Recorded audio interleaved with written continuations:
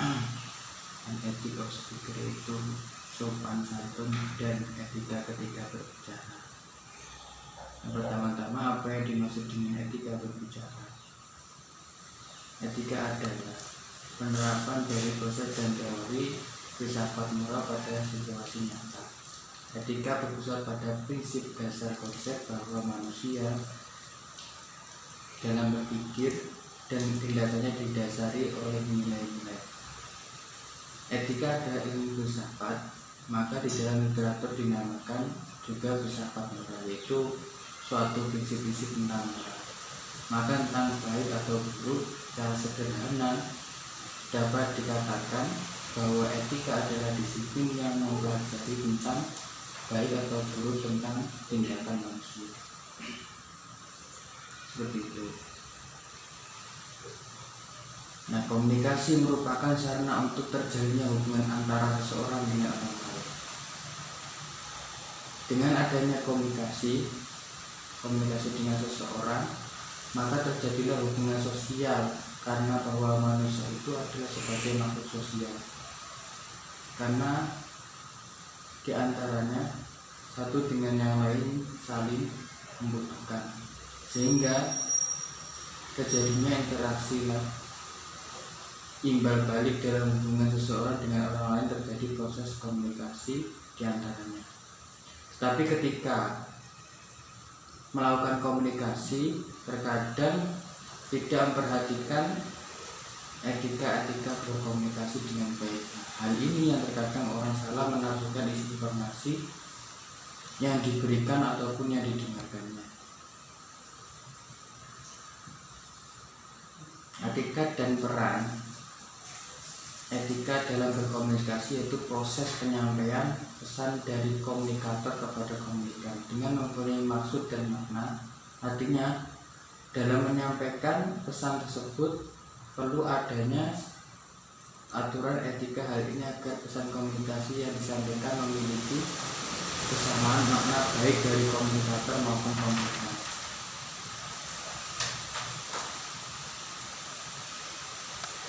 Jadi proses aktivitas etika komunikasi sangat penting. Di etika komunikasi sangat penting sebab etika adalah standar nilai yang harus dijadikan acuan dalam berbuat, bertindak dan berperilaku. Secara sederhana, orang yang tidak memahami dan mematuhi aturan yang berlaku dinilai tidak mempunyai etika dan dalam tindak tanduknya.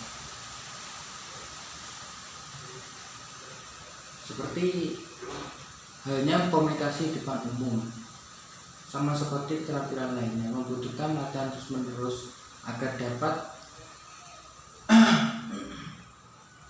ditingkatkan. Semakin banyak Anda berbicara di depan umum, semakin Anda melatih pikiran dan tubuh Anda untuk mengenali berbicara sebagai situasi yang akrab dan aman. Semakin percaya diri Anda akan terasa dalam suasana.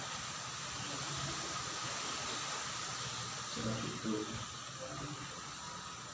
Nah, itu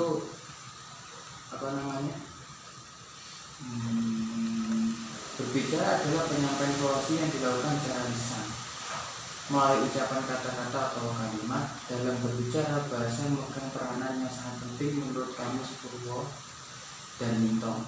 Bahasa diartikan sebagai sistem lambang atau tanda yang berupa segala macam bunyi yang dipakai orang untuk melahirkan pikiran dan perasaan. Perkataan yang kedua, perkataan yang dipakai oleh suatu bangsa. 3. Percakapan yang baik, sopan santun, perilaku yang baik. Dalam ketika berbicara fokus harus memperhatikan sebagai berikut. Yang pertama, seseorang pembicara haruslah yakin bahwa topik yang dibawakan sudah dikuasai dengan sebaik mungkin. 2. Diperkirakan topik menarik bagi pendengar, audiens, atau komunikan. Bisa juga bicara bertanya kepada berbagai calon komunikan. 3. Topik yang diusung mempunyai manfaat bagi si komunikan atau audiens. Terus menurut Zulkifli Musabah, dalam berbicara terakhir harus memperhatikan sebagai berikut. Yang pertama, Seseorang yang menjadi pembicara hendaknya menguasai dengan baik materi dan bahan yang telah dipersiapkan maksudnya untuk disampaikan kepada para penonton. Kedua, jangan pernah menganggap bahwa berbicara di depan publik adalah suatu hal yang menyeramkan dan mengganggu pikiran kita. Yang ketiga, seseorang yang akan melakukan public speaking jangan jatuh pada perasaan ketidakpercayaan diri dan rendah diri. Yang keempat, latihlah diri agar bersikap tenang, bisa juga dengan berdoa meminta ketentraman hati kepada Allah Subhanahu wa Ta'ala serta kekuatan jiwa dan ketajaman awasan, kemudahan dalam memahami ilmu. Yang kelima, mempelajari calon pendengar, terima mereka secara sewajarnya. Jangan takut kepada pendengar atau pembukaan siapapun.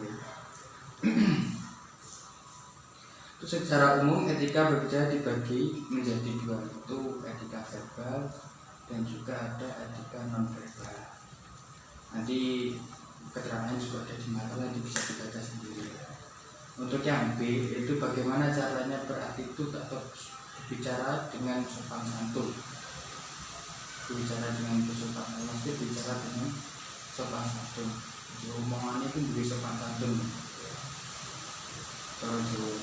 Nah, berbicara merupakan kegiatan ekspresi kreatif dengan melibatkan berbagai anggota tubuh. Dalam berbicara, anggota tubuh secara simultan ikut berperan mengekspresikan dan menegaskan makna bicara. Berbicara dengan tujuan baik berarti kau berkomunikasi secara langsung, jelas, jujur, dan dengan maksud yang baik. Ketika Anda berbicara dengan yang baik, dengan maksud yang baik, Anda sudah memilih tujuan bicara Anda sebelum Anda membuka mulut Anda. Seperti itu. Ini juga enggak syukur plus. Dan berbicara dengan seorang harus memperlakukan orang lain sebagai manusia seutuhnya tanpa meletakkannya pada peran sosial. Komunikasi seperti ini dapat terjadi jika seorang memahami diri sendiri sebagai manusia yang baik. Ini waktu saling ngerti nggak bahasa egois ketika berbicara. Makanya kalau berbicara itu gampang melibatkan perasaan kadang kalau tersulit. Contoh berkomunikasi dengan jelas itu seperti ketika komunikasi dengan informan melakukan proses komunikasi tanpa ada gangguan dan mendatangkan timbal balik yang sesuai harapan seperti antara dosen dan mahasiswa. Contoh untuk kelanjutannya yang nanti bisa disampaikan oleh Bapak Galih Kurniawan Ramadan. Sekian, terima kasih. Warahmatullahi wabarakatuh. Ya, saya Galih Kurniawan Ramadan dari prodi atau jurusan tasawuf dan psikoterapi semester 7 akan mempresentasikan tentang komunikasi publik, yaitu etika berbicara dan berkomunikasi. Saya akan mempresentasikan yang bertemakan etika berbicara, yaitu apa saja hal-hal yang harus dihindari saat berbicara dengan orang lain. Yaitu yang pertama, membicarakan diri sendiri atau keluarga sendiri. Yang kedua, berbicara terus-menerus, jadi tanpa henti, jadi tidak membuat orang lain itu memberi kesempatan orang lain untuk berbicara, jadi egois. Yang kedua, terlalu mengulang topik, yaitu membuat orang lain bisa bosan. Yang keempat, berbicara pelan, tidak jelas, dan berbohong. Saat bicara itu bicaranya itu kurang keras atau nadanya itu agak gremeng. Nah, itu. Yang kelima, jangan membicarakan hal yang negatif, yang positif saja. Sok tahu atau menggurui. Yang ketujuh, berujung argumentasi atau debat. Yang kedelapan, menyalahkan lawan bicara. Ya, itu saja yang bisa dapat saya sampaikan. Apabila ada salahnya, saya Saya mohon maaf yang sebesar-besarnya. Wassalamualaikum warahmatullahi wabarakatuh.